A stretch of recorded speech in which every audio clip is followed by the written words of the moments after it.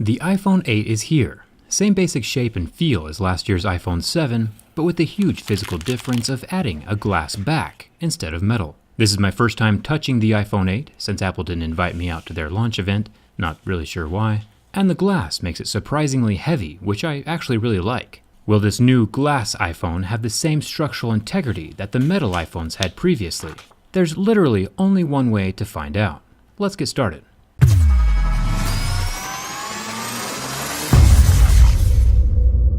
Apple claims that this is the most durable glass ever on a smartphone.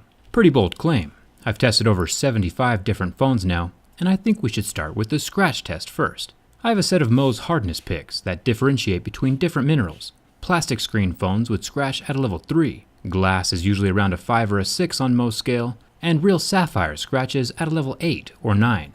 As far as scratching goes, this glass scratched at a level 6, with a deeper groove at a level 7, which is the exact same score that the iPhone 7 got last year, as well as the Note 8 and most other tempered glass flagships these days. When Apple says most durable, they might be talking about impacts and drops instead of scratch resistance.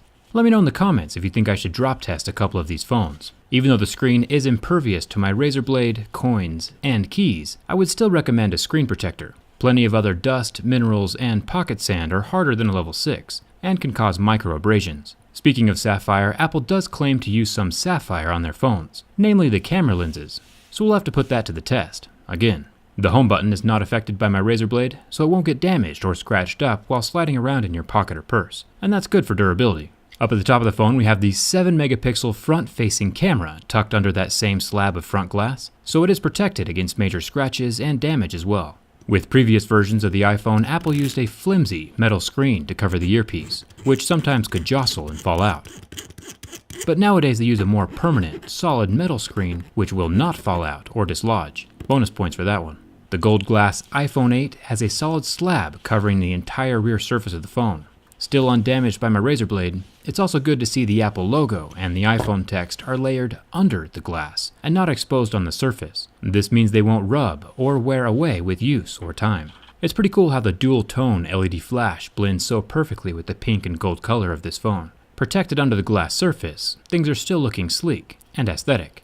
One cool thing is that right next to the camera lens there's a little microphone hole that has a metal grill in it. Apple's attention to small detail and aesthetics is amazing. Most phones just leave it as a hole with no protection. And now for the camera lens. Apple claims that this is made from sapphire. Sapphire is a super premium and expensive and durable material that resists scratching until level 8 or 9 on Mohs scale. Testing out this claim with my razor blade, which is about a 5.5 on Mohs scale, leaves no scratches, which is great. And that means that this camera lens is just as durable as regular glass so far. But when I test Apple's sapphire with my Mohs picks, I see visible marks at a level 6, and a level 7, and a deep catching groove at a level 8. It looks like Apple's still using their own proprietary blend of sapphire. I delved pretty deep into this subject during a previous video, and it is indeed aluminum oxide, which is the ingredients of sapphire, but my Mohs picks and an electron microscope indicate that it is a lower grade material than the actual pure sapphire that's used in Tissot's premium high-end watches or the full sapphire display on the HTC Ultra Sapphire Edition, both of which didn't scratch until level 8. Apple might have extreme attention to detail, but it's my opinion that they cut some corners with this sapphire stuff. I did buy one of their overpriced sapphire Apple watches to test, and that should arrive today sometime. So make sure you're subscribed so you don't miss that durability test. There is a metal ring around the camera lens, but the weird part is that the camera lens sticks up even farther than the metal ring does, so there's no protection for that lens. And since it scratches at a level 6 instead of a level 8, it still needs that protection. Now the sides of the phone are real metal, so Apple did a good job there. This handles keys and coins very well, but my razor blade manages to remove some color, exposing that silver 7000 series aluminum underneath. So it's probably best to not keep your razor and phone in the same pocket. The SIM card tray and power buttons are both metal, along with the buttonless and portless top of the phone. The volume buttons and mute switch are also metal, bonus points for that. I'm still definitely a huge fan of that mute switch, by the way. I wish more Android phones had that feature. The singular proprietary lightning port is at the bottom of the phone, still metal down here as well, and still no headphone jack. But Apple has been kind enough to include a dongle in the box if you don't happen to have one of your own. Now, I do like to roast Apple every now and then, physically and verbally, and one cool thing about the IPS Retina display is that after about 10 seconds in extreme heat, the pixels go black and turn off, but after the heat is removed and the pixels cool down, they recover completely. The phone is cool to the touch within seconds. It's still important to not try this on your own phone, because the flame does burn off the oleophobic exterior coating on the glass. I have been contacted by several angry mothers whose kids have burned phones, so please don't try this at home.